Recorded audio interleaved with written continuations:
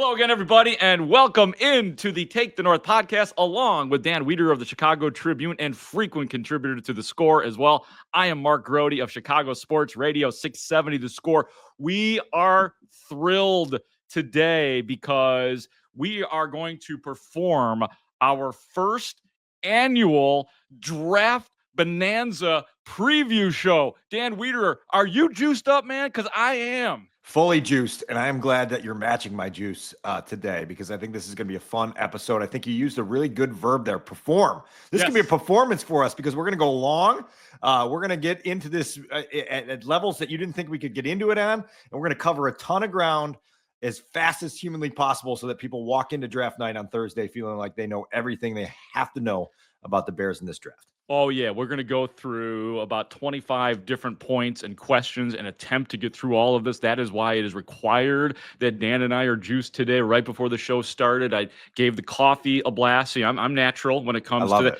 Dan, well, are you a coffee guy? How do you get yourself? Or are you just naturally juiced? I'm not a coffee guy. Okay. This morning, right now, over here on the side, just because I think that we're going to get tired at some point, I've got a glass of water with liquid IV in it just to keep the electrolytes up. So let's rock and roll. That's great. First, before we get into it, and we are going to get into it, I would like to thank everybody who came to our first ever Take the North live, which we performed in the Blue Cross Blue Shield studios. We had an overflow crowd. It honestly, it meant a lot to me to see all of our podcast fans out there, that you guys would take the time out of your day, kind of in the middle of rush hour, and pack the place for an hour. And I got to meet a whole bunch of really cool people. Thank you to each and every one of you that came out to the podcast and then came up to us afterwards to say hello. I loved it, man. Thank you. We had a loyal listener drive up from Champaign, which was near and dear to my heart, driving up to see us there downtown at the Prudential Plaza. And a really fun event, really loyal audience, and it's really cool to interact with folks. We perform this podcast regularly, just you and I over cameras here, and to do that live was fun, and to meet some of the people that are always listening is cool as well. And that podcast is up and running. It will be there forever. So if you want to hear the juice of a live, it was different than most. We took questions from the audience for a good 20 minutes. The questions were great. So I encourage you guys to go back and listen to that live performance that we did in the performance studio. Let's get to it, though, here, folks. Again, this is the Take the North, TTN, if you'd like, first annual draft bonanza. We're going to go through 25 different topics and questions that Dan Wiederer and I will discuss. Dan, let's get rudimentary. Let's get rudimentary to begin this. Let's just talk about when the Chicago Bears will be picking, the absolute basics. Dan, would you like to start with this? I think we can both answer, but I want to hear your voice. We're going to get through one quickly here. They pick at 10, 39, 41, 72. You and I have been talking about that for months, that collection of 4 picks in the top 75. That's going to mean a lot to them. We'll get into more of that later. Day 3, picks 148, round 5, 2 7th rounders, 233, and 240. If you're wondering where their number 4 pick, where their 4th round draft pick went, that went to Buffalo last year when they moved back into the draft to draft Austin Booker. Remember, that was the surprise tack on to last year's draft class. And if you're wondering where the 6th went, the 6th round pick went to Seattle for pass rusher Darrell Taylor. What an experiment that was. Yeah, great personality, Darrell Taylor for sure. Yeah, man, low key. I mean, we're all pumped up about that 10th overall pick, and trust me, we will dive into it during this podcast. But the 2 second-round picks might be just as intriguing. All right, Dan. The other day, you were sitting there doing some calculating, writing some things down. You busted out your watch calculator, your regular calculator from back in the day, and you do this, I think, every year. When exactly will the Bears pick at number 10? Like, what time do Bears fans need to really tune in? Exactly. And so we try to do this at the Tribune every year just to make sure that we're all aligned at when the action is going to start to heat up. For the Bears at number 10, you are setting your alarm clock for roughly 8:20 p.m. on Thursday night. That's when you're going to get your answer on what's happening with the Chicago Bears at number 10. So there it is. There's your ballpark on night 1, Thursday. Beautiful. Plan your Thursday night accordingly. On awesome. Friday night, you're looking at 6:40 roughly, 6:55 roughly, and 8:45 roughly for those other 3 picks that are huge. Those are critical picks there on day 2. So plan your Friday night accordingly. And then on Saturday, because the Bears don't have a 4th round pick, the draft will start. And unless they move, there's going to be a long wait before they come on the clock for the first time in round 5. That's going to be around 1:15-ish on Saturday. That's when your day will get started. So if you want to take your morning and attack it accordingly, you go ahead and do that. 233 and 240, those are in the doldrums of the 7th round. I didn't bother looking those up. And the draft will wrap up at around 6 o'clock on Saturday night. So there should be some parameters there for you to plan your weekend accordingly. And now for the legal disclaimer and potential complaints going Dan Wiederer's way. That could all be blown up if the Bears decide to trade up or trade down or any kind of a trade that they may make. So, of course, that is just an approximate. So, good. We got some of the rudimentary stuff down for our fans of Take the North, just so they know how to go about viewing this draft. All right, on to number 3. How, Dan, can we characterize the opportunity the Bears have, as we said, with that collection of 4 picks in the top 75, and what position group would you feel most anxious waiting on? Okay. Dan, yes, go. Yeah, I was going to say, so this might be one that will shake our audience's minds up a little bit as they prepare for Thursday night. This was a question I posed directly to Daniel Jeremiah, a talented draft analyst for the NFL Network, plenty of experience in the league, working in front offices. He's got a good feel for these things. And so, listen, like the draft analysts and the talent evaluators around the league have talked for a while about this being the very plentiful draft in the top 90 picks of this draft, right? Top 80, top 90 picks. The Bears are picking 4 times in there. So there is a legitimate opportunity that Ben Johnson and Ryan Poles have acknowledged to really make strides. Well, we turn that question over to Daniel Jeremiah in terms of what he would be looking for in those first 2 days for the Bears. Let's take a listen to his answer, and then we'll discuss for a minute or two. PJ, always appreciate the insight. Kind of a multi-layered question here. Knowing how the top 100 of this draft sets up, how do you kind of characterize the opportunity the Bears have next week to mix and match those top 75 picks, 4 of them, and create kind of a gift basket that they feel good with? And then I guess along with that, which position would you feel most hesitant to wait on for day 2? Ooh, that's a good one. They're in a fantastic position when you're picking 10, 39, 41, 72. They get 4 instant impact players with the way this draft shakes out. So, I'm as excited for them. We did a thing the other day on teams that have the most opportunity in this draft, and they'd be near the top of the list. In terms of positions that you probably don't want to wait on, if you're dead set on getting an offensive tackle and you want to get your long-term left tackle, you're going to want to do that with your first pick. I just don't love the possibilities of you seeing someone that's going to be an upgrade over what you have once you get into the second round of this particular draft. So that would be kind of the thought process there. If it's close with some of these other players, I could see them leaning in that direction and just checking the tackle off the list. There are backs, there are tight ends. There's a good bit of depth there. They want to reinforce the defensive line, get an edge rusher. To me, like a sweet spot for them, pick 39 for an edge rusher. If they, that's a great area to find that guy. So I think they can premier shop. You want to take one of those top 2 tight ends, I think they're more than worth going up there.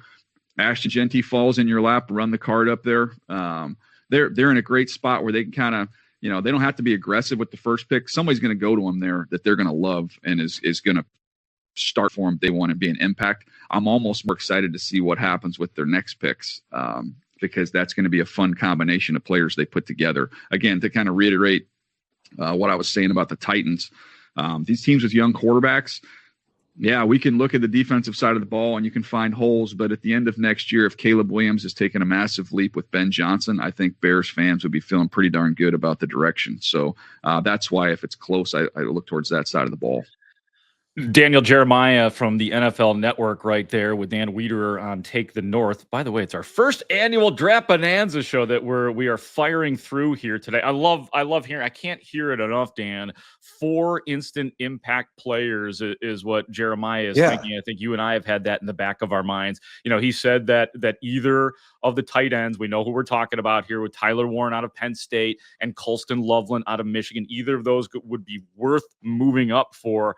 I get the feeling one would probably have to move up for Tyler Warren. I mean, I know Colston Loveland has gained some momentum. For me, Tyler Warren is still the number 1 with a bullet just because of how easily somebody like that is schemed. And we know how well Ben Johnson is at scheming players. You listen to that insight from Daniel Jeremiah, and I stood up from that call being like, man, the compass sort of points toward offensive tackle there with the way he sold it to you, right? There's two things there where you're talking about position scarcity there and the depth scarcity on day two of waiting on a tackle. And number two, like just giving Caleb Williams one more catalyst for year two, right? And saying, listen, like you're not going to have to think about your starting offensive line for at least the next 2 years if we draft a left tackle at number 10 and roll forward. And so, listen, I starred the same thing you did. 4 instant impact players. Those are Daniel Jeremiah's words. 4 instant impact players. He said the Bears are in a fantastic position and near the top of the list of teams that have a tremendous opportunity going into this draft. That was cool to hear. And obviously we've got a lot more topics to get to, and we'll unpack some of what we were hinting at there. But man, you talk about outside eyes on the opportunity the Bears have, being excited for the opportunity at Haugh, and you can't help but feel that jolt of caffeine that you're drinking in your coffee mug there. Right. And it's going to come down to, there's actually a little bit of actually jolt from back in the day that's in this coffee right now. All the sugar, soda? twice the caffeine. Yeah. Just a touch. Just People to don't taste. remember that soda. I don't think. I'm glad that you threw that out there. That's a good flashback. That's part of the cold tub time machine there, taking us back to the year of Jolt. There it is. Mark it down. We'll expand more on that at some other time. But when we will get it, we'll zero in on the tackles here in just a second and more on what the Bears should do at 10. But let's go to day 2 because, yeah, I did hint at it a little bit. Running back, tight end. Here's how I'm feeling about the running back position. I mean, there's two running backs that are going to be first-round picks, right? Ashton Genty for sure. Omarion Hampton the other. Beyond that, I don't think any of these other guys, Caleb Johnson, Travion Henderson, Quinshawn Judkins, I don't think any of those guys. I mean, maybe first rounders, but they should be, very well could be available to the Bears unless they see like that. If they think Ashton Genty is so much better than the rest of the crew or Omarion Hampton, they could be patient in waiting for their running back and get a pretty good product. Similar at tight end. And when you talk to people around the league, particularly with the running back class, they say, man, like Genty is special, but this class is so deep that you have almost zero regret if you're a team picking in the top 5 or 6 of waiting, right? And 10 is a different ballpark. You know, if the Bears have an opportunity at Ashton Genty there, we'll have that discussion in a couple minutes. That's one that they probably just have to go ahead and pull the trigger on. But this is a incredible running back class, and it's really deep. And there's people that believe that you're going to be able to get quality starters into round 3, you know, and so that's something that the Bears have to consider when they're picking there at 10 and try to take a look at that. The tight end class as well, particularly where the Bears are picking near the top of round 2, 39 and 41, you're going to have some options there at tight end. And so like, I always go into the draft. I love my playmakers, right? And so like you would love Thursday night to include a playmaker and just be like, man, that's really fun. But there's absolutely no harm in waiting on those guys and then just being like, listen, if we've got to wait 25 hours to get our playmakers, then so be it, right? And we'll deal with that and we'll go that route. I think you're hearing increasing buzz around the league about the potential in day 2 to get quality weapons for an offense, and then we'll just kind of have to see how Ryan and Ben navigate that. Yeah, and just for our audience, I mean, you know, Tyler Warren, Colston Loveland, there are 2 other tight ends like right off the top that are gaining some steam. One of them is Terrence Ferguson out of Oregon, Mason Taylor out of LSU. So I think the 2 top guys are the 2 top guys, Dan, but Terrence Ferguson especially, that's not a slouch as a product. And some of the draft nicks think that 3-4 years from now, he could be right up there with Warren and Loveland. It's a fun dance, you know, and like, again, this is going to be the first time that we see Ryan and Ben do this together. It will be the first time that Ben does it at all as a head coach. And so there's probably going to be some footage, you know, the footage that we'll have access to will be the positive footage of the Bears, but you're going to see some things happening in that Haugh draft room that are pretty intriguing because the Bears have to choose their own adventure here. And they've got some pretty cool options to do so. And I'm looking forward to a little bit later on in the podcast. We're going to run through some of the success and or lack of success rate of one Ryan Poles. Dan has the numbers on that. We'll get to that here in just a second. But let us get now to the offensive tackle options, which kind of feels like that's been the overriding. If there has been a theme so far, it is the offensive tackle, as we have alluded to that position potentially at number 10. Dan, you said it right. If there is a spot on either of the lines that is vulnerable, it would be the left tackle spot. It would be Braxton Jones. The Bears have been pretty transparent in talking about there potentially being competition at that position. Where do you start, Dan, with the tackle position? And then I'll give you my input. Yeah, I mean, you've got these three names at the top of the list. Will Campbell, we've talked about for months in terms of a really, really clean prospect overall outside of the length of his arms. And so now how do you judge that? How do you figure out if that's worth taking a gamble on? Some folks around the league think he will be better as a guard in the NFL. Some believe that he has earned the right to try himself at tackle initially. And there are folks that think that he's got all of the intangibles to make that work. Toughness, mobility, intelligence, all the things that you need at that position to be good. Does he get to the Bears at 10? I don't know. If he does, that's going to be another decision that Ryan Poles is going to have to make. Remember, a few years ago, we were talking about, will Jalen Carter be there for them when they go on the clock? And sure enough, he was. And they sure enough steered in a different direction. The other two tackles that are really intriguing at 10 are Armand Membu, who's athletically off the charts from Missouri, but he's spent his whole college career at right tackle. And so folks figure that that's pretty much where he's going to stay, which would necessitate moving Darnell right over to the left side. I don't know how interested they are in doing that. Maybe that's a question on Tuesday at Haugh that we push Ian Cunningham and Ryan Poles on in terms of how open-minded are you to moving Darnell to the left side. And then Kelvin Banks Jr. from Texas. This is an interesting one because I think there are folks around the league, Grote, that see this as a really, for the Bears at 10, it would be an unsexy pick, but it would be really safe. You know, there's a guy who started for a long time at Texas, played high-level football at an important position at a high level. He won the Outland Trophy last year as the best lineman on either side of the ball in college football. He won the Lombardi Award last year, which recognizes exceptional on-field performance as well as off-field discipline and character. And so you talk about a guy that checks boxes and that you could go to sleep on Thursday night feeling like, we're good. We're good. We just got a left tackle to pair with the three interior line starters that we got in March. And look at what we did to upgrade this offensive line in a matter of 6 weeks, right? And how excited Chicago could be for that. So I'm curious where you stand on a guy like that who is big, strong, experienced, and has all the intangibles to be a good locker room guy. Yeah, I mean, good locker room guy. The only thing I worry about with Kelvin Banks is that some of the draft experts have him slotted as a guard, as an interior guy. So, I mean, if we're looking at wanting to replace the left tackle or provide actual competition at left tackle, I don't know if he is the guy. But when I hear, locker room dude, and, you need good depth on your offensive line too, whether it's the interior, and I'm sure he could cross train at tackle. I'm not sure that he's an immediate starter. So I have a little bit of concern about Kelvin Banks. I agree with you on Armand Membo. It's hilarious. Like, he's 6'4", 332. And one of the downgrades on him is that he has average height. Yeah, right. Which blows my mind. So he would be ideal. Josh Simmons could very well be there out of Ohio State. He had that nasty knee injury last year. Some people say he the first or second round guy. So who knows? And then the Will Campbell thing too. I mean, it's organization to organization in terms of whether they care about the arm length or not. Again, I know we've mentioned this a million times. We went through this with Skoronski last year. He ended up being a guard. Donovan Jackson out of Ohio State is another guy to keep an eye on. Probably a second-round guy, though. Probably not somebody you want to take at 10. But that's where I go. That's where I stop in terms of the depth, first or second-round tackles for the Chicago Bears. Yeah. Go ahead. I was going to say, and on we go to our next topic, which is what if the Bears do as Daniel Jeremiah advised against and wait until day 2 to take their offensive tackle? Who's there for them? You just offered a couple names. I think. Yeah. Sorry to jump the gun right there, but yeah.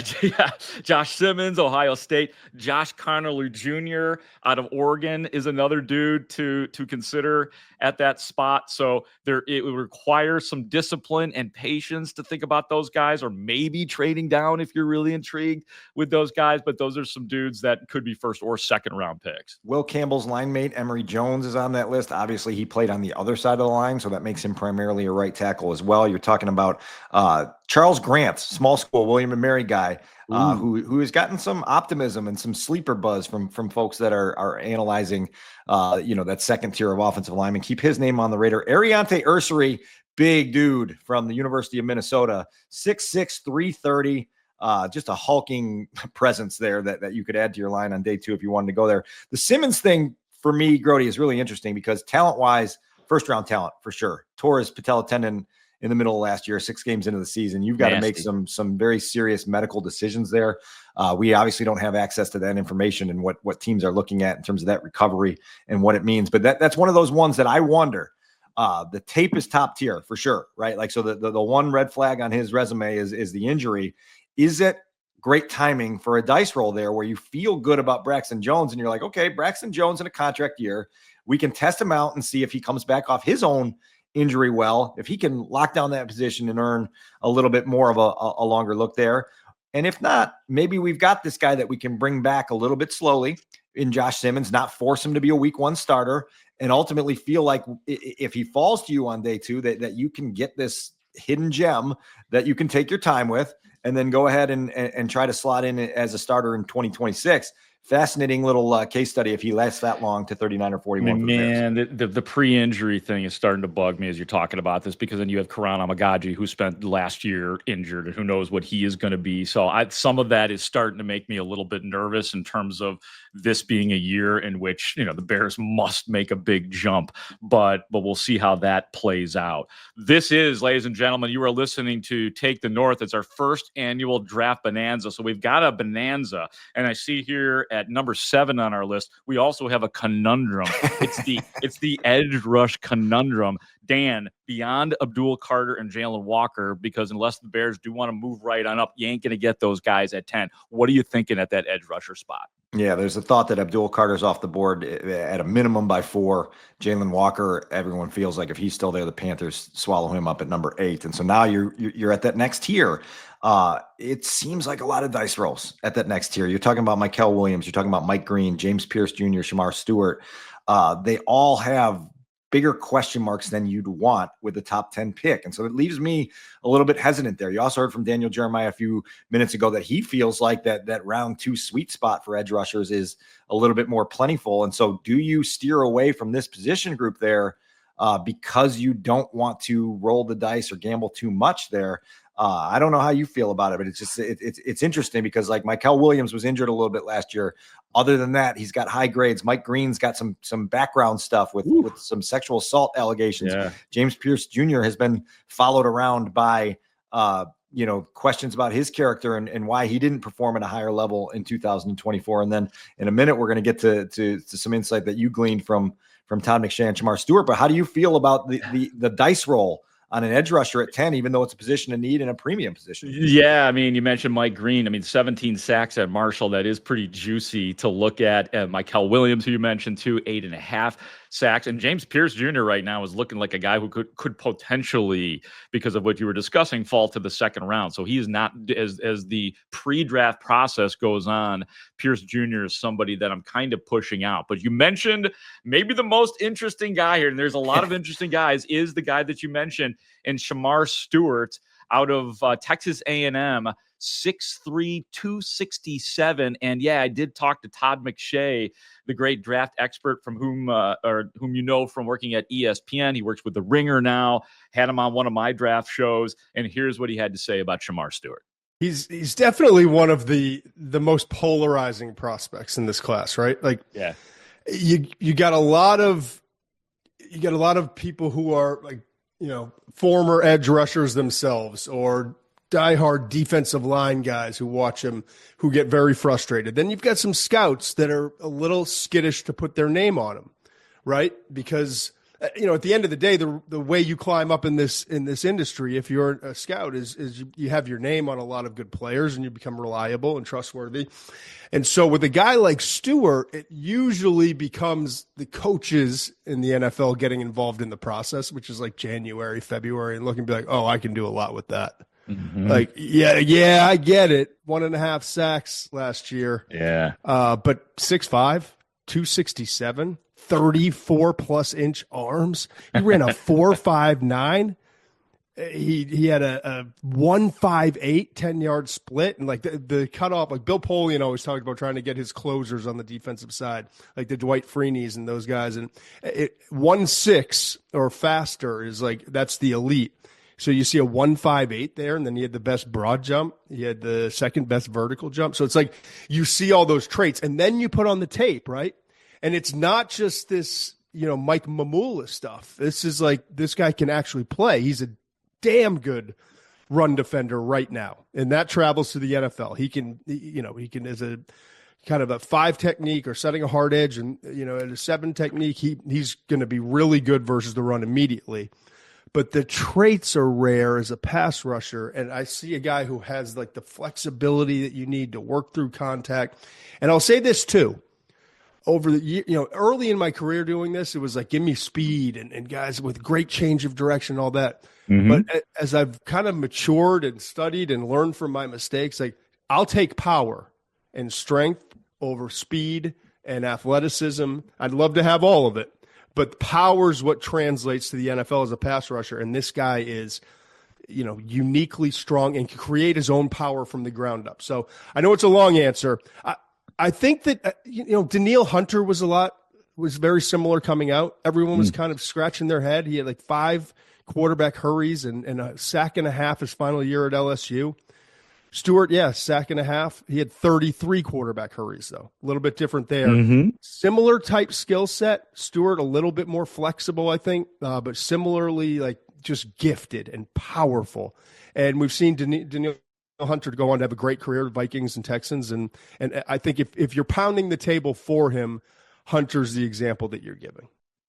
Todd McShay talking about Shamar Stewart out of Texas A&M. Let me add a couple things here too. You should know that he would fit with the Bears very well because he was part of a 4-man front at Texas A&M. It didn't get past me either that he is good at stopping the run. The Bears were bad at stopping the run in a lot of instances last year that really hurt the team. I know we're talking about getting to the quarterback, and that's the bugaboo right there that you heard Todd allude to. A sack and a half, 3 straight years. So there is a finishing issue. And I guess I love all the athletic traits and projections. You take a chance on this guy. The other concern too is that they brought in a guy, and maybe this is part of what we're learning about Ryan Poles. They brought in Dayo Odangbo, who you could say is similar in a way because he also is not a great finisher, but seems to play well, get to the hurries, all of that stuff. Disruptor, could play all over the line. Are they putting together too many guys that they are making projections on at this point? And that's what we said, right? Like the dice roll here is huge. And so like huge upside, maybe not as high of a floor as you want. This is the classic traits versus production debate that you're going to have inside draft rooms. I'll throw in some athletic accomplishments from the combine. Vertical jump of 40 inches, broad jump of 10 feet, 11 inches. You and I could stand and try to broad jump in the midway at Haugh for 3 days and maybe not combine for 10 feet, 11 inches the way Shamar Stewart did with his one jump. I did also find it really interesting that Todd acknowledged a growth in his own evaluation process of saying that he now is a guy who prioritizes power and strength over just the speed. And so that's an interesting discussion on what translates at the next level. I'll throw one footnote on this. I talked to Dennis Allen during that assistant coach availability last week at Haugh. I said, hey, are there traits that are absolute non-negotiables that you have to have in your edge rushers? And he said, not, non-negotiables, not, absolutely must have, but there are traits that we prioritize. And I said, do you care to share some of those traits? And he said, no, I don't. But he said, if you look at the rosters that I've had over my time as a coordinator and a head coach, always like the big men. He said, this is a big man's game, and bigger, longer, stronger are things to gravitate towards. So that's a little bit insight from Dennis Allen. What that means for the discussion of Shamar Stewart is anybody's guess, but man, they've got some decisions to make, particularly if the board is cleared out and they're looking at a handful of edge rushers at 10. We're not even halfway through our Draft Bonanza show here on the Take the North podcast, so let's keep this puppy rolling at number 9 here, Dan. The blue discussion. I'm seeing words like passion and juice, so I have to turn this right over to Dan Wiederer, who owns Passion and Juice at Haugh, if you don't know. All right, so the blue discussion comes down to this. You hear that all the time, blue players, blue chip players. What is it? Bill Polian. Todd McShay just brought up Bill Polian's name in the last soundbite. So great. Good job segueing for us, Todd. Bill Polian, when he came in as a consultant 3 years ago to figure out where the Bears stood when they were out searching for a GM and a head coach after they got rid of Matt Nagy and Ryan Pace, said that you need 10 to 12 blue players on your roster to even start to think about contending. Okay. At that time, they thought that the Bears had like 6, maybe 8 if they were lucky. And that included some guys that we knew were on the way out the door, the Khalil Macks of the world. The Bears have to continue adding blue players. So what's a blue player? I cast some lines last week just to see if I could get some more specifics from certain teams. I had a executive of a team that's been very successful over the last 5 years who put it very directly and to the point without a lot of layers to it, said quite simply, do we believe this player can be a regular Pro Bowler or all pro? Had another coach who's been in the league forever who said that they like to go in a lot more detailed fashion and say, even from a football character standpoint, we have definitions for what fits as a blue player in terms of work ethic, passion, juice, right? Like the resilience factor, the willingness to learn, the ability to learn. Those are things that some teams go really deep on trying to determine, is this a blue player? Okay. So then that brings us to this draft. It's widely sort of argued that there's probably 4 guys for sure that are blue players at the top of this draft board. You're talking about Travis Hunter, Abdul Carter, Ashton Genty, and Jalen Walker from Georgia. You could probably throw in Mason Graham and Tyler Warren on that list. Walker is a guy we haven't talked a lot about in Chicago because I think, as we mentioned, we don't think he's going to get anywhere near the Bears when they go on the clock. But that's a dude, speed, burst, feel for the position. We're talking about edge rushers. If he's around at 10, that edge rushing discussion changes completely. Oh, yeah, he's not. I'd be for shocked. The Bears. Juice guy. Yeah, total juice guy. By the way, I've talked to now 3 different people. I think one on the record, I can't remember exactly who it was, that are saying that Mason Graham of Michigan could be there at 10. And it's all about the athleticism discussion, Dan. I think that you were probably involved in the Mason Graham interviews at the combine as I was. And he was asked about that. He took a little bit of exception to it, of course, like saying, look at what I've done here. And like, obviously he didn't like hearing that he wasn't athletic. I tend to think that Mason Graham will be gone as a blue chip player. But as we get closer to the draft, and I know things get silly, but the people that I've talked to are pretty credible in saying that he could be at 10 just because he's not a traits guy.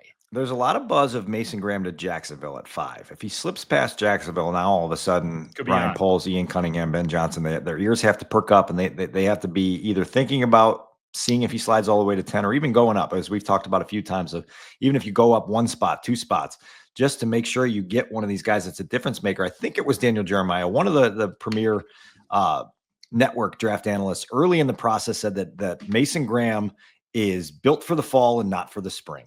And that was going to work in the Bears' favor because he wasn't going to measure, like his arms weren't going to be long enough. The athletic testing wasn't going to be there. But then you put him in football games and you watch the tape and you watch him destroy blocks and play with leverage and use this background that he had as a star high school wrestler. And you say, that dude's going to be a legitimate starter for a long time in this league with plenty of Pro Bowl potential. And if he's there at 10, Grote, that for me that's a no-brainer. You pick it. You high five in the draft room. You give Kevin Warren, Ryan Poles, Ben Johnson the phone. You have them call Mason Graham, and then you just have hugs for 25 minutes. By the way, I remembered here because I hate just giving I think it was so-and-so who told me this, and I do that too often. It was Cynthia Freeland of NFL Network who was the first person who opened my eyes a little bit. And she's like, oh, yeah, he could be there at 10. And just for the record, she's a Michigan person. She is a fan of Michigan. She is a Detroit Lions fan. She is from there, and she is saying that. So that I found that to be very fascinating about him. But I am going to just say, from what I've seen of him, from the other people I've talked to, I do think that you're right, Dan. I'd be surprised if he got out of the top 5. I mean, how do you? But if he does, right? Like if Jacksonville decides to go in a different direction, now there's other teams with other needs, and now all of a sudden, that game's in play, and that's why I think that first hour of Thursday night is going to be so fascinating. Can't wait. All right, let's get into this, Dan. This is one of your majors. I think you majored in this at U of I.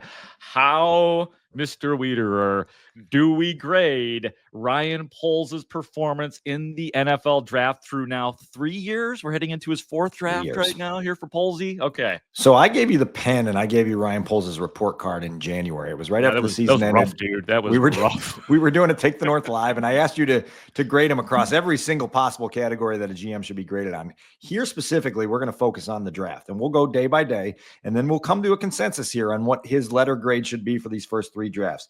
Day 1 picks, Caleb Williams, Rome Odunze, Darnell Wright. Okay, wrap your brain around that.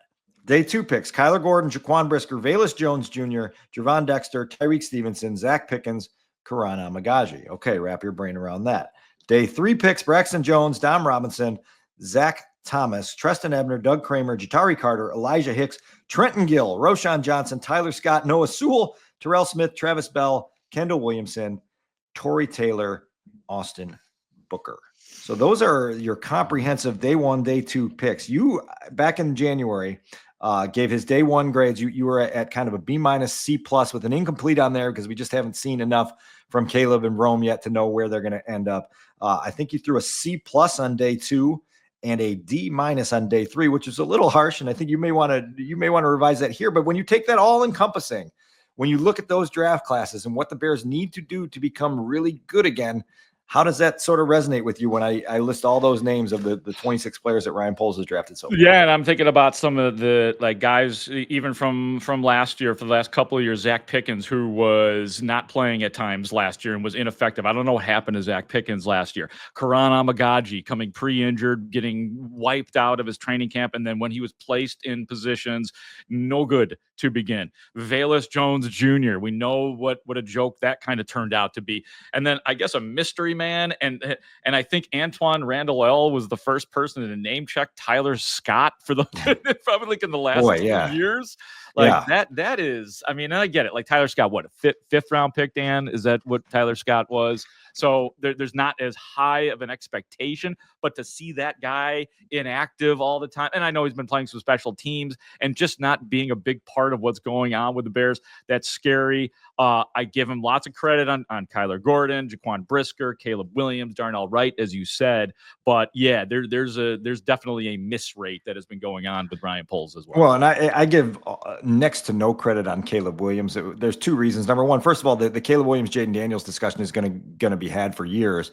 But Caleb Williams, you're picking number 1 overall. You better get those picks right. Like, you and I could have buried our head in the sand for 4 months before the draft came up and then been put on the clock, without food or drink for a month and been like, Caleb Williams, and that's the pick we would have made. And so that one, that's an easy pick to make. The Kyler Gordon pick, we're going to get into that in a second. But day 3, essentially, you've got this find in Braxton Jones that's been good, and it's made you functional on the offensive line for a few years.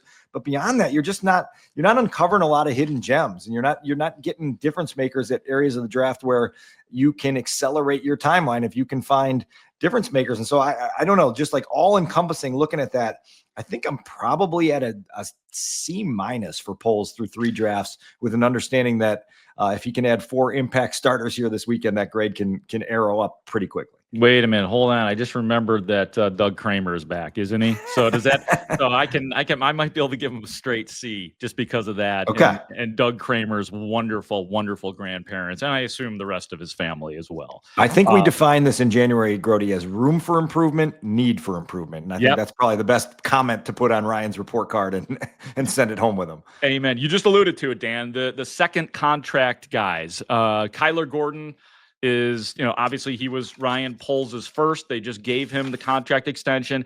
TJ Edwards was a really good signing by the Chicago Bears, and I'm really happy that they got a 2-year, $20 million deal done with him. And, you and I have discussed this, that those are 2 guys who, like Darnell Mooney said to us back in the day, I'm not somebody you have to worry about ever.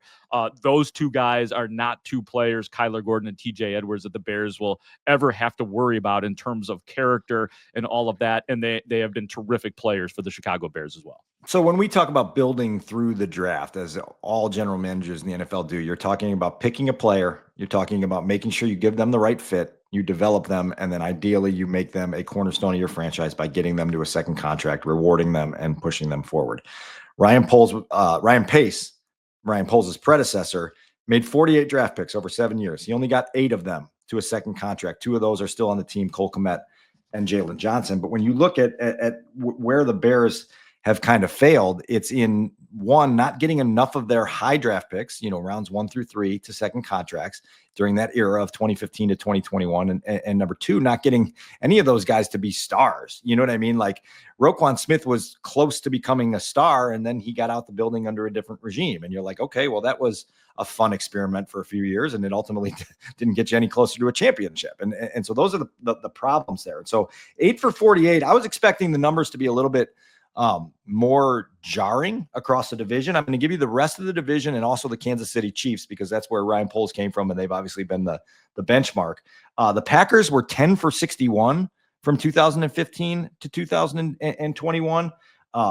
The Lions were 12 for 57, not a sensational hit rate. The Vikings were 12 for 75. You think about what Rick Spielman did down the stretch of his tenure there. He was drafting a lot of players, 27 more draft picks in a 7-year span than the Bears had.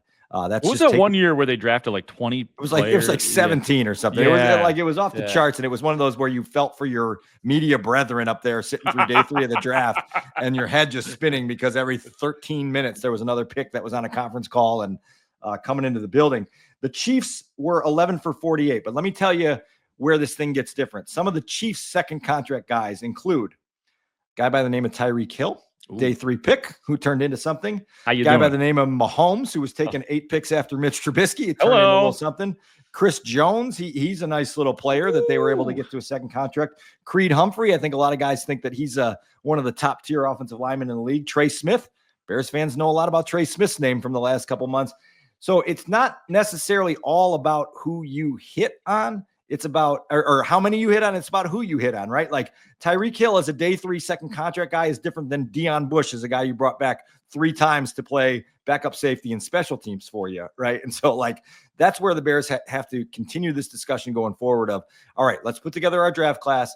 Let's develop them. And then let's make sure we've got some big time difference makers that we can push into a second contract to get us closer to a championship. Amen. That's what the name of the game is. That's why it feels so good when one of your own gets the extension. Of course, Jalen Johnson got an extension. That was not a draft pick of Ryan Poles, but who cares? At least he saw the value and got the deal done. While we're on other teams' picks and things like that and going around the division, Dan, what about the Lions under Brad Holmes and Dan Campbell? Yeah. So look, like the Lions have been where the Bears have been. Last place, staring up from the ashes, trying to figure out how do we get there to the top of the mountain. Now the Lions have climbed the mountain and they've been at the top of the NFC for a couple of years here, on the verge of going to Super Bowls. And you start to look at what they've accomplished under Brad Holmes and Dan Campbell.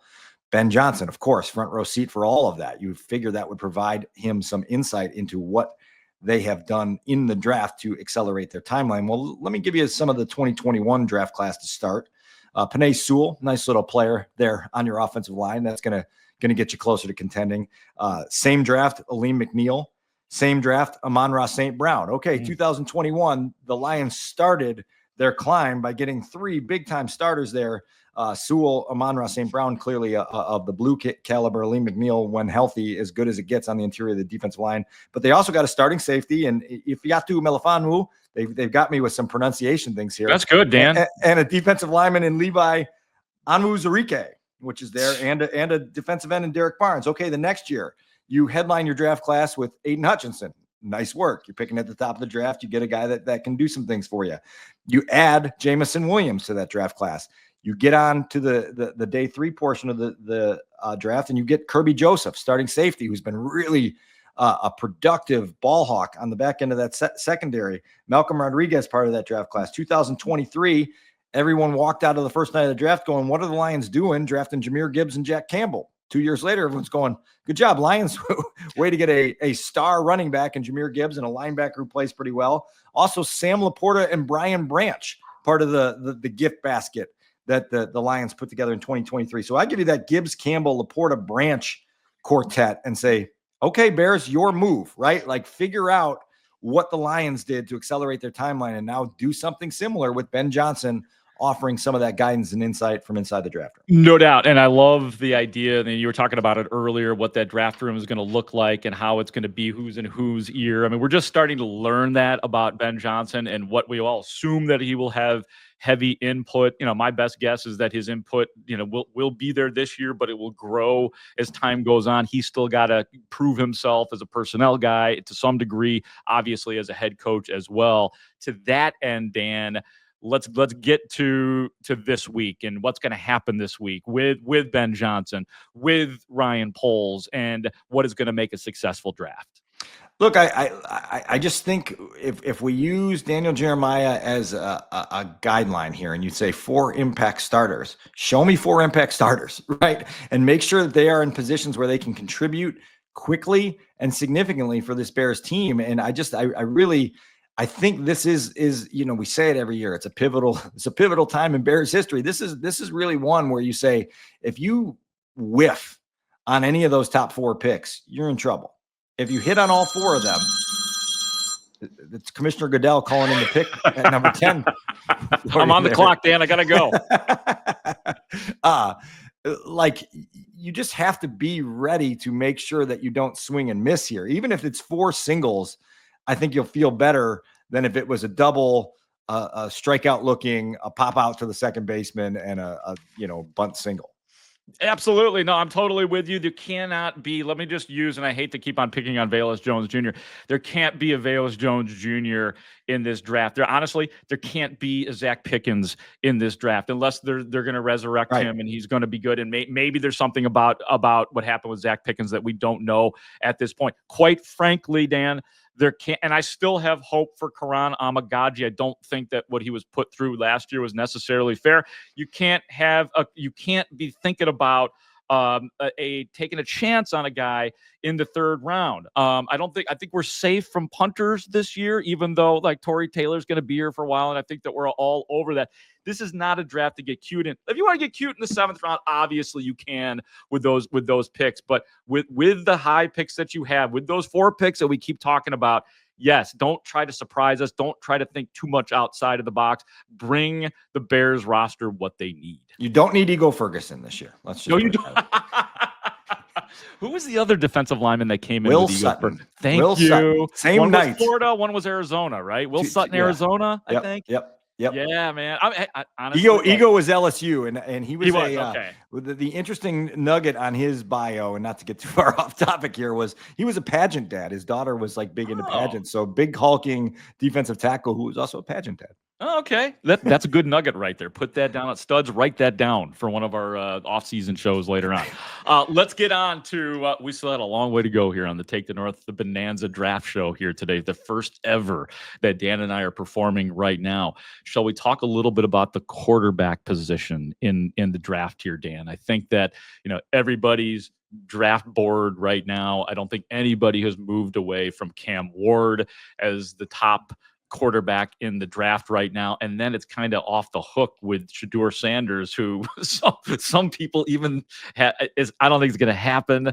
A early 2nd round pick, but probably heading towards, it seems like, Dan, a later 1st round pick. But he is a quarterback, which means it's completely unpredictable. It's unpredictable, and here's why we have the discussion, because it could impact the Bears' plans there in the 1st round. 6 weeks ago, everyone thought that Shedeur Sanders would be off the clock in the top 10. 6 weeks later, it's like, oh God, the Giants don't seem like they're leaning in that direction. Who else is there in the top 10 that's going to take him? And so now all of a sudden, the luxury the Bears had of having a couple quarterbacks go in front of them and pushing some of that high-end talent closer to them at number 10 disappears a little bit. And you got to figure out, where is Shedeur Sanders going? There was some talk that if it was Ward at 1 and Sanders at 3, that some team might get desperate and trade into the top 10 to take Jackson Dart.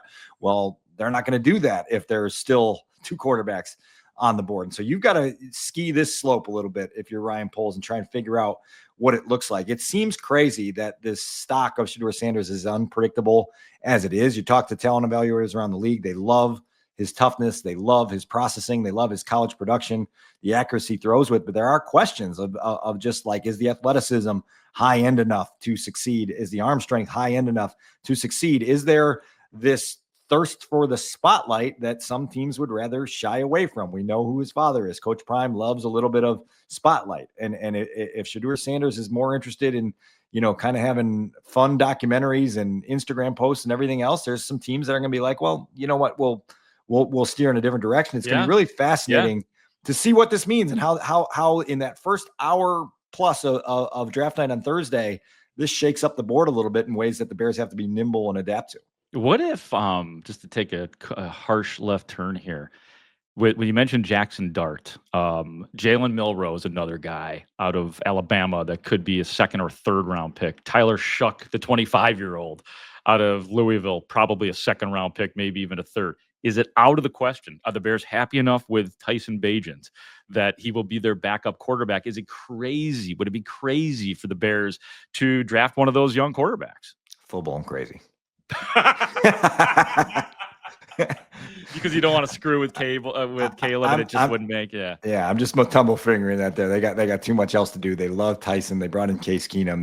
That is the one position in this draft that you can effectively Sharpie off your list and say the Bears aren't going in that direction. Okay, all right. I don't want to fight you on that one because it was just hey, while we're talking about it, here's the question. Sanders is there at 10. Like are the phone lines active at all with teams saying, oh man, like we didn't think you'd get to 10. Now we can come up there. And if you're Ryan Poles and you have been cleaned out on those 6, premium guys that we mentioned earlier, maybe you consider going back, 5, 6, 7 spots to an area of the board where you feel like everything's pretty comparable.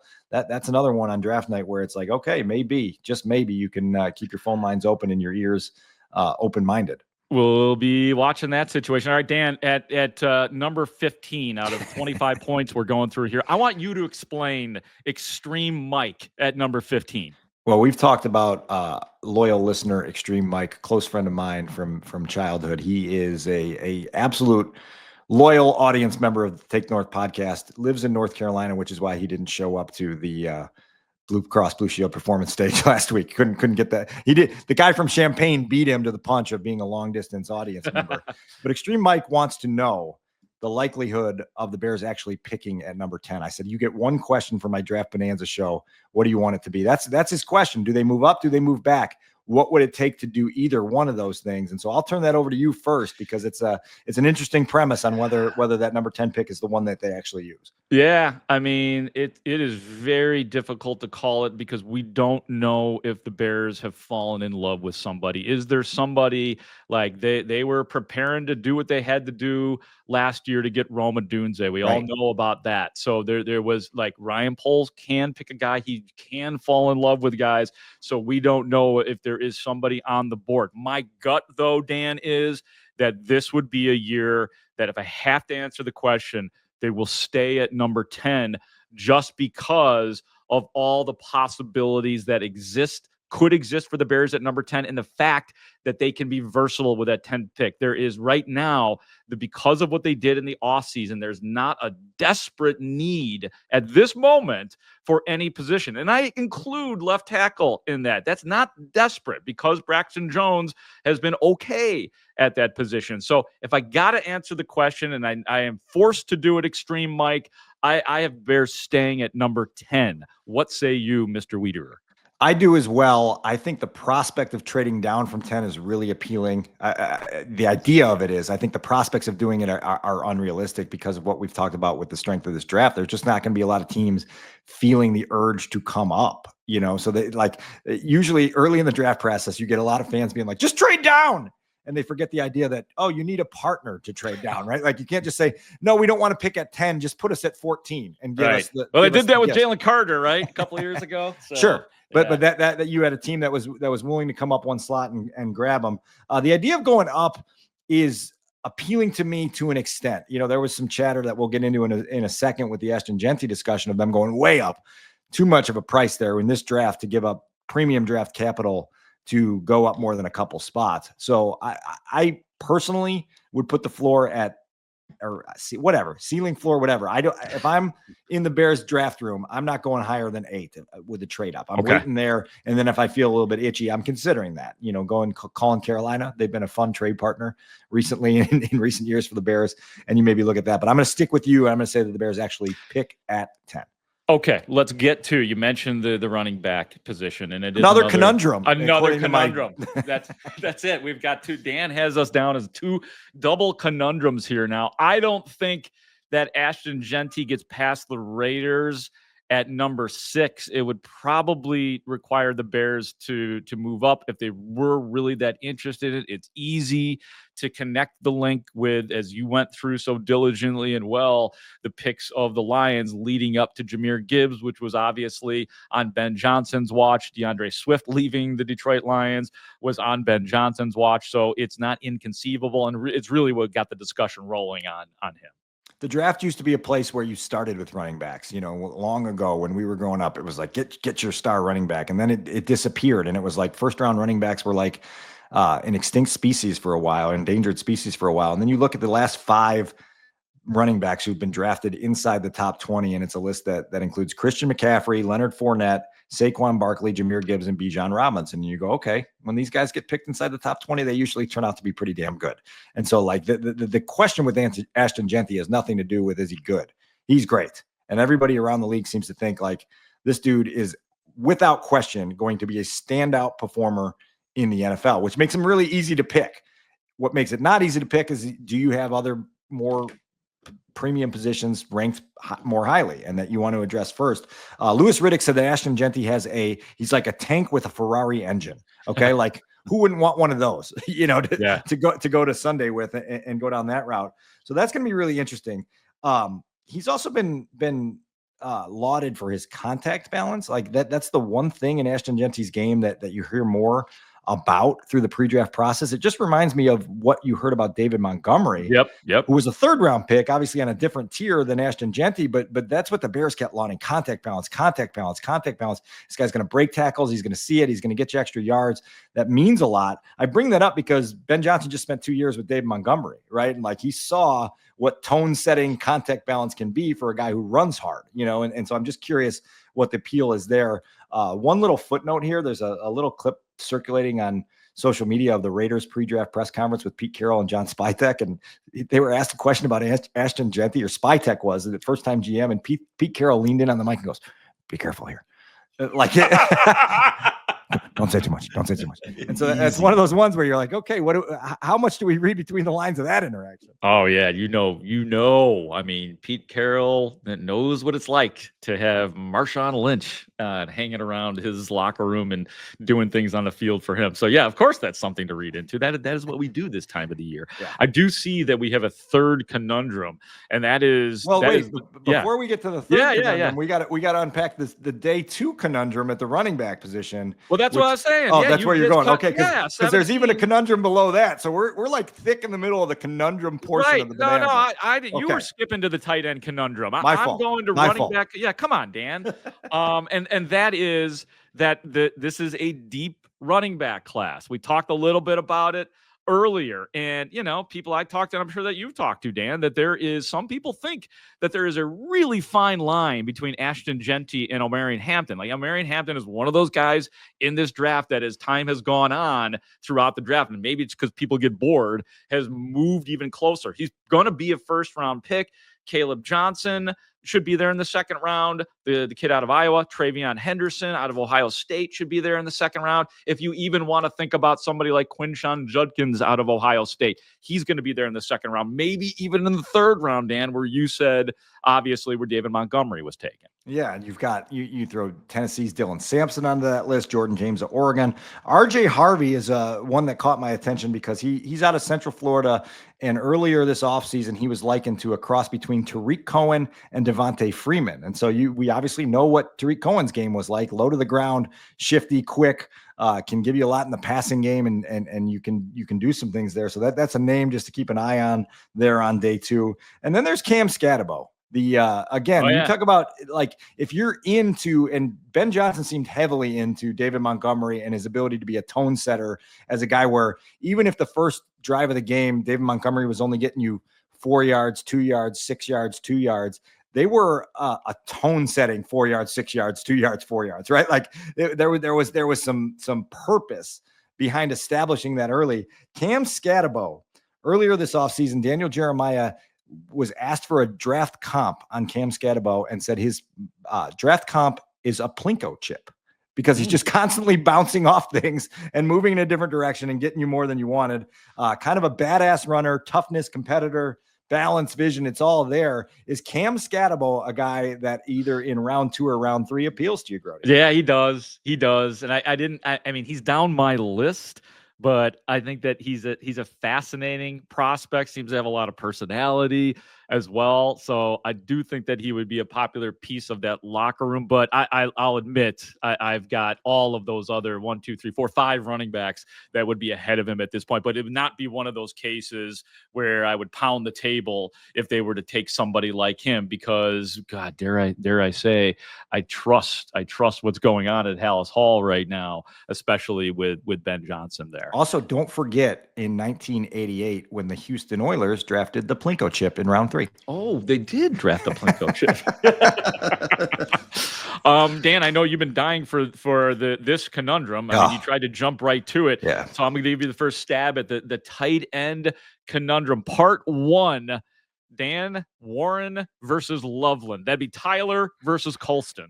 This is one that you get a lot of different feedback from people around the league on. It seems to be sort of a pick your flavor proposition here. Two very different styles of playing tight end. Colston Loveland is sort of likened to a guy that comes off the Travis Kelce tree, a guy that's going to be a separator, get open for you, be a quarterback's best friend in terms of being a friendly target and constantly where you want him to be or where you think he's going to be. And you can create some beautiful chemistry there between a quarterback and a tight end. Tyler Warren, we all know, is more of the Gronk type, just a absolute physical specimen, a guy who is really, really tough when he's competing for contested catches, even tougher when he has the ball in his hands and is running people over. Versatile chess piece. We've talked about how Penn State used him as a running back, as a thrower of the football, as a receiver, did a lot of different things. So you start to feel Ben Johnson's creativity steering in that direction, and then you steer back toward Loveland, and you're like, well, what about the comparisons to Sam Laporta and the ability to just be an absolute production machine as a tight end? Where do you stand on the and particularly if the Bears have their choice, say they're both available at 10, where are you going? I'm still with Tyler Warren, and it was funny. The only time I started to move off it a little bit is when I heard Matt Miller on the Score from ESPN, who I respect a lot with the work that he does, and he says that Colston Loveland is the better tight end. I think Tyler Warren is a better fit for the Bears because it sounds like one of the things, and not that Colston Loveland isn't schemable, like that's what they did at Penn State. They schemed the hell out of Tyler Warren, and I think about Ben Johnson, and if he can get his hands on him, do what they did at Penn State, and then take it to the next level. Hearing the same things too. Colston Loveland, one of the words that they say, like, he's 6'6", 248, but they say, lean, smaller. He was a 3-year starter, which is a big deal as well. Tyler Warren, the arm length thing. Average arm length is one of the things. Like we're in an era where arm length catches your mind. 6'6", 256. Dan, I'm still team Tyler Warren in terms of if those two guys are there. I'm going Warren. I think I'm going to bring my tape measure to House Hall on Tuesday, and we'll measure each other's arm length, and we'll figure out what that looks like and how we size up and what positions we'd be allowed to play. I'm down with that. I think at this point, I think I'm unqualified. But maybe you, Dan, you've got that lean mass yourself, so that's a possibility for you.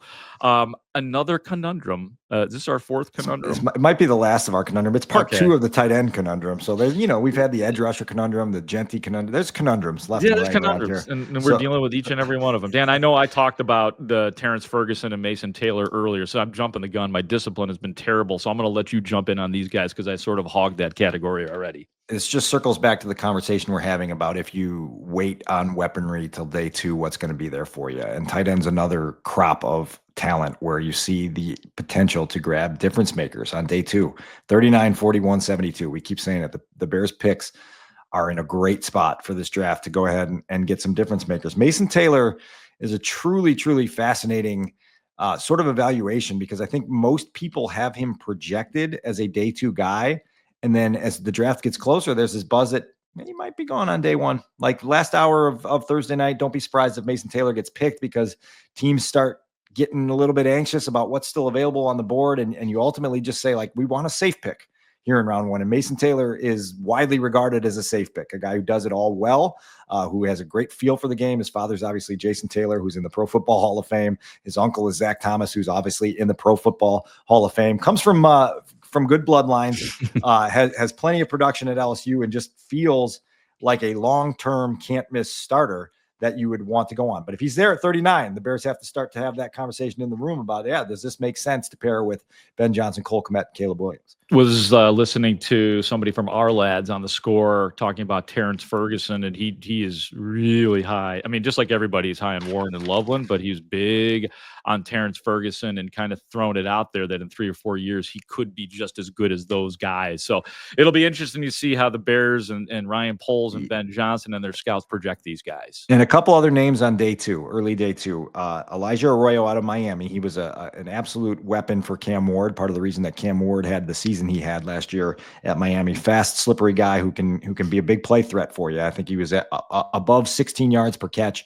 That's pretty good at the tight end position. And Harold Fannin Jr. out of Bowling Green. If you put on the tape of Harold Fannin Jr., it's going to look a little clumsy at time. You're going to be like, I don't know if this guy's got NFL level agility and athleticism. And then you look at his stat sheet and you see 117 catches, 1,555 yards, and 10 touchdowns last year at Bowling Green. And you say, oh, that was Bowling Green. Well, against Penn State, he went for 11, 137 and 1. And against Texas A&M, he went for 8, 145 and 1. And so Harold Fannin Jr. is an interesting eval as well, because he doesn't necessarily look like you want an NFL tight end to look, but production wise, you're like, man, we have to have this conversation a little bit deeper about what this projects like at the next level.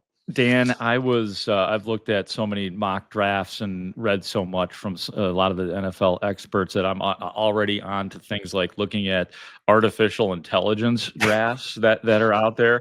One of them had the Bears at number 10, taking Jahdae Barron out of Texas, who is a cornerback who projects by most as a first round, maybe second round pick. But there is a cornerback, excellent cornerback out of Michigan. So because they're not going to get Travis Hunter, Will Johnson out of Michigan, who might be available at number 10 to the Bears. We talked about Kyler Gordon already getting the extension done. Jalen Johnson, the extension done. They have Tyreek Stevenson under contract for a couple more years. They have Terrell Smith as some excellent depth in that secondary. Would it be crazy if the Bears were to take Will Johnson out of Michigan at number 10 if he happens to fall there? It's funny, Grote, because I think we've exhausted like every possible draft topic with the Bears over the last 3 months, but we haven't talked barely at all about taking a corner at 10. And Will Johnson, their secondary has been pretty solid. I mean, it's pretty solid, and you listed off the depth, and you feel like, okay, you can live with that. But this is still a premium position, and it's a position that Dennis Allen prioritizes. And Will Johnson, when healthy, is a guy that has played at a really high level. This is an All-American in 2023. He was the defensive MVP of the national championship game for Michigan when they played Washington. Big, long, rangy guy. Daniel Jeremiah said he's straight out of central casting for a cornerback. When you look at him, the tape is really good. The ball production is really good. He's got great instincts. The question on him, there's a couple questions. The biggest question on him is top-end speed. And Will Johnson decided not to answer the question about his top end speed during the pre-draft process. He's coming back off a turf toe injury last year that cost him the last 7 games of the year. Did not run the 40-yard dash at the combine. Did not run a 40-yard dash at Michigan's Pro Day. And just last week at a workout for NFL teams that I understand the Bears were a witness to in some capacity, he did not run the 40-yard dash again. So there's no 40-yard dash time on Will Johnson. That's a leap of faith that teams are going to have to take in terms of, can you work around the lack of high-end speed? But man, like that would be one as we get closer to the draft, where if Will Johnson's name was called at number 10 to the Bears, I would not fall out of my chair and go, what? Because it seems like it makes more sense for a defense that's trying to build itself a little bit. Right. And even though I think the Bears coaches, I guess I would characterize it as saying the right things about Tyreek Stevenson and potentially getting a fresh start, and nobody's breaking bad on him because of obviously what happened last year and just some of his uneven play. But that would tell you something about them, because if they were really into Tyreek Stevenson, they would let it play out and potentially extend him. All right, we're in the home stretch now, baby. I know. We're rolling. This is the Draft Bonanza, ladies and gentlemen. If you are listening right now, you are on the ground floor again. We've done now back-to-back ground floor shows here on Take the North. We did a live studio audience last week in the Blue Cross Blue Shield studio at the Score. And this, ladies and gentlemen, is our first ever and we'll do more. This is first annual. Well, I think we're happy to say it.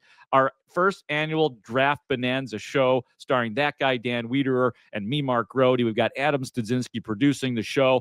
Dan, we're up to 21 of 25. The dance for the Bears at 39 and 41, which I said low-key I'm almost just as excited about as the number 10 pick. First of all, shout out to Adam Studzinski, our clock management expert, who's been doing Breakfast Club work with you all offseason to make sure we keep this thing rolling. You have been on point with this. We are more than on schedule right now of getting through the Bonanza. It's it's impressive that the way that this has been. Well, I got to give you some credit because you put together the rough draft here, and you kind of said when would be an hour into it. You were only off by like 5 minutes, so good job by you, Dan. 39 and 41, my friend. Yeah, so the Bears are going to be picking two players really close together. It means there's going to be a team picking one player in between them at number 40. It's the New Orleans Saints.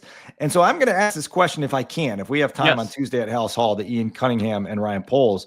Like, what happens there? How do you like avoid being paralyzed by anxiety of taking which guy in which order there at 39 and 41? Because you're going to have players on the board and you're like, we really want this package of two. How do we do this so that the Saints don't screw us, right? I'm curious about that and how much thought that the Bears are going to have to put into that on Friday night to make sure that they don't have this like moment where it's like, oh crap, I can't believe they took that guy that we really wanted. Right. Yeah, exactly. And we know, I mean, from the past, we're seeing Ryan Poles, as you mentioned, Ian Cunningham, those two guys pacing and stressing out over that.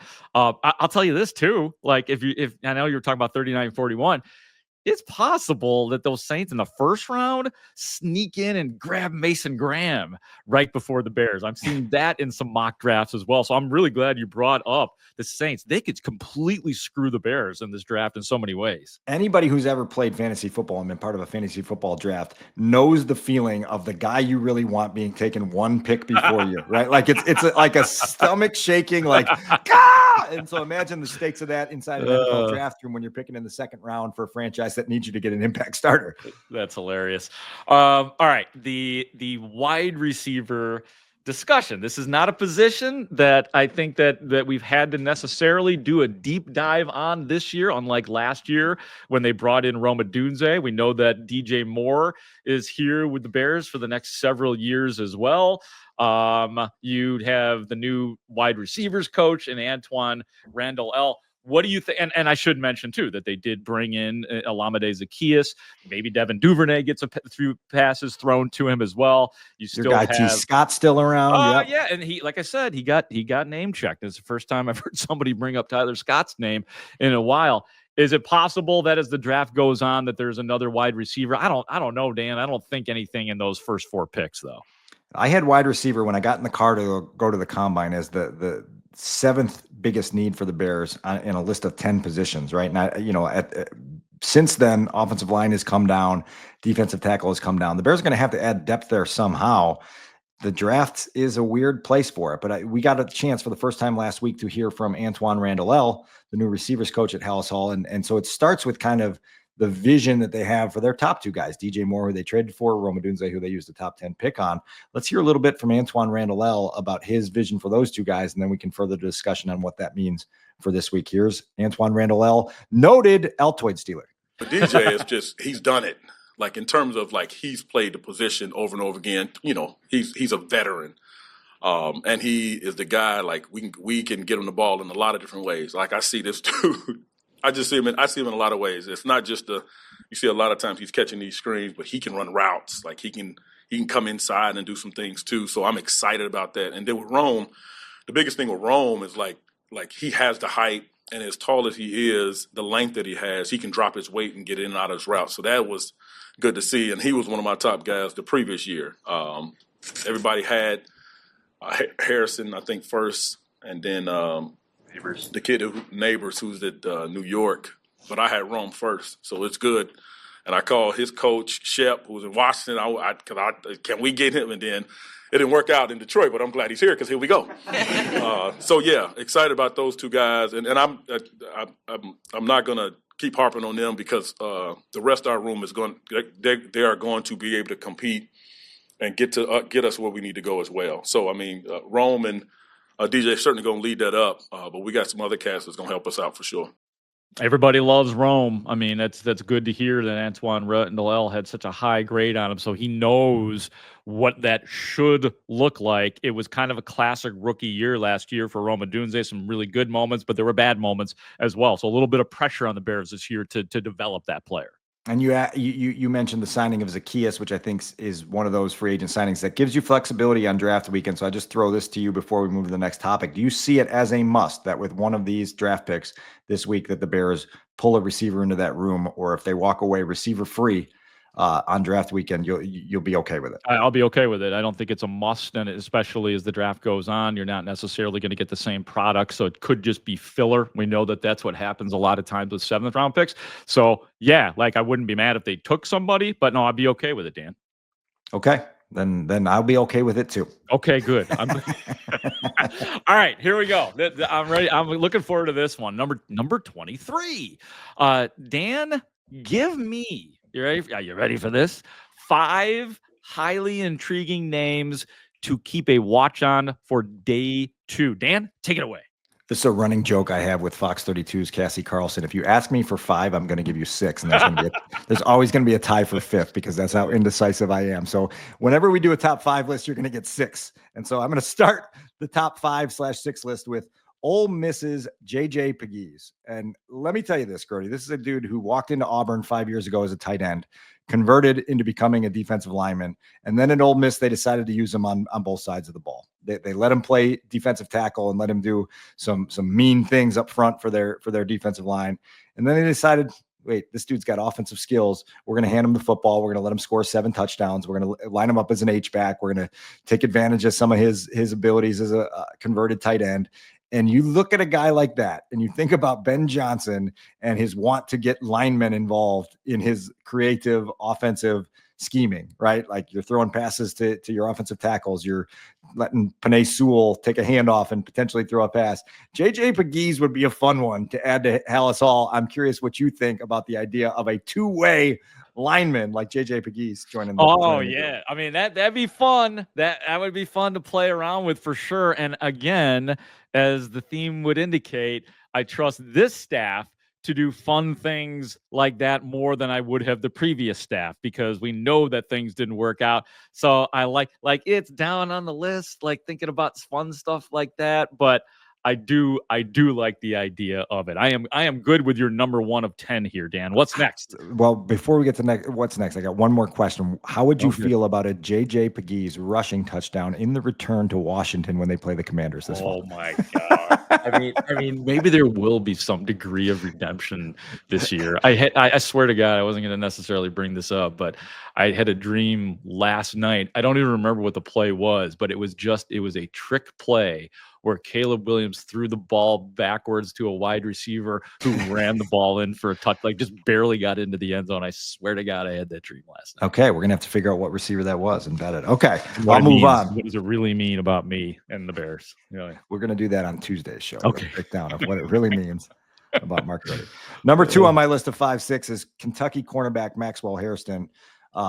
Fast as hell. That's the scouting report of Maxwell Hairston. He's got the speed that Will Johnson doesn't have. He's a ball hawk. He had 3 pick sixes last year. The tape is great. Could be in addition to the secondary if you were so inclined to add to the secondary. Yeah, I like that. Yeah, I got Hairston down as my 4th cornerback on my little list here. And I mentioned Jahdae Barron out of Texas as well, but I think he's probably a 2nd-round guy. So those 2 guys fascinate me and intrigue me. What do you got next? You've mentioned Caleb Johnson a handful of times here, so I'm going to mention him again here. The Iowa running back, see it, hit it, burst guy, day 2 running back that addressed that position pretty comfortably, and you feel like you're getting a difference maker. It feels like that could be something that's very realistic for the Bears on day 2. Right, and see it, hit it would seem to be an issue at times with any running back not named Roschon Johnson, and even he had his troubles last year. We know that DeAndre Swift could be indecisive at times. So, yeah, when you hear that, I love hearing that. Number 4, Arkansas edge rusher Landon Jackson. He may not be the quintessential fit for the prototype that Dennis Allen wants on his defensive line, particularly at the edge rushing position. But this is a guy that started at LSU, moved over to Arkansas. He's big, he's strong, he's long, a high energy guy that would slot into a defense that's already got some guys there. You've mentioned Montez Sweat. We've mentioned Dio Adengbo. He could come in and play a very specific role as a rookie. Keep an eye on Arkansas's Landon Jackson if he is there. Yeah, I like that for the same reason I like Shamar Stewart in some ways. You mentioned the 4-man front, so he comes in immediately, and there's not necessarily a huge learning curve. So that's a good name and a guy to keep an eye on as the draft goes on. All right, 2 more. Notre Dame safety Xavier Watts. I mean, if you're looking for a production guy, this is your guy.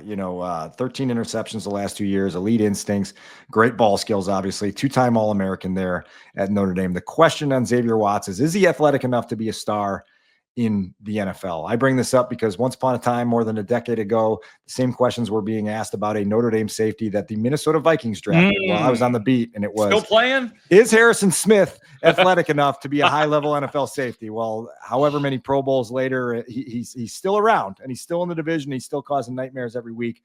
Harrison Smith has been one of my favorite players in the league for a long time. Xavier Watts, different kind of player, faces the same questions, but certainly his college production leads you to believe that if you really wanted to address safety on day 2, you could get a big-time, long-term answer. And they had success, obviously, with Jaquan Brisker. He's part of why you might think about that, just because of the injury concerns. Kevin Byard getting older. He is back here. Malachi Starks out of Georgia, another guy that they probably wouldn't be able to get in the set. Well, maybe. Nick Emenwari out of South Carolina seems to be the top safety on those draft boards right now. I believe you have one more for us. Yeah, and we're going to go quick because I'm cheating and giving you my tie for 5th. And this is Missouri's Luther Burden, wide receiver. Likened to Stephon Diggs in a lot of ways, as a guy who separates, a run after catch guy, great hands, great body control. There is a strong chance that he's gone late on day 1 on Thursday night, and he won't be there for the Bears. But if he's there at 39, that discussion has to be had, as well as a compliment to Odunze and DJ Moore. You've got a guy who can go inside in the slot and be a weapon for you. Number 24, ladies and gentlemen, here in our Take the North Draft Bonanza, Dan Wiederer and Mark Grote. Dan, you got a silent auction set up for us here at number 24. What are you doing, Wiederer? This is one of my favorite categories because it's so out of character for me. I hate mock drafts. I hate mock draft simulators even more. And I did something that I've never done before during my career covering the NFL, and I got on a mock draft simulator this weekend. Wow. And I put together gift baskets that we could put out at a silent auction and figure out which one brings the most return in. The rules were this. Okay. I had to take a different position at number 10 every time for the Bears. So you can never take the same position twice. And anytime a player was added to one gift basket, he was not eligible to be added to another gift basket later in the gift basket. So I've got 5 gift baskets for you. I'm going to read them off. You're going to decide which one you would rush to the silent auction to bid on. Number 1, gift basket A. Mykel Williams, the edge rusher out of Georgia. South Carolina defensive tackle TJ Sanders, East Carolina cornerback Siobhan Revel Jr., and Central Florida running back RJ Harvey. How you doing, everybody? I'm gonna go edge rusher Mykel Williams out of Georgia with his 8.5 sacks last year. So like I'm gonna what this is it's a package of 4 picks that the Bears are gonna get between 10, 39, 41, and 72. Oh, so you're not asking me to pick one. You want me to pick from A, B, C, D, or E, like which group? So I need to shut up until you're done reading all of these, basically. Well, you can nod and say, okay, that's intriguing, and then we'll move on to the next one. Okay, that's what I'll do, Dan. Oh, that was intriguing. All right, Dan, B. Gift basket B is running back Ashton Genty at 10. It's Ariante Irsay at offensive tackle and Xavier Watts at safety in round 2, and round 3 would be Harold Fannin Jr. Okay, interesting, Dan. Ashton Genty's in that group. Okay. You did that right. Yeah. Gift basket C, Calvin Banks, tight end Mason Taylor, and defensive tackle JJ Pegues in round 2. And then round 3, Caleb Johnson, the running back out of Iowa. Ooh, fascinating. Very good. I like this. Okay. All right. Gift basket D. Ooh, that's good. I like that. Oh, go ahead. Yeah. Okay. Yeah. See, you're doing that right. You're playing the game perfectly. Gift basket D, Colston Loveland, tight end. Round 2 picks would be Maxwell Hairston and Cam Scatabo. And the round 3 pick would be offensive tackle Ozzie Trapillo. Okay. Oh, Trapillo. Interesting. Okay. All right. And the last one, gift basket E, Will Johnson, the cornerback.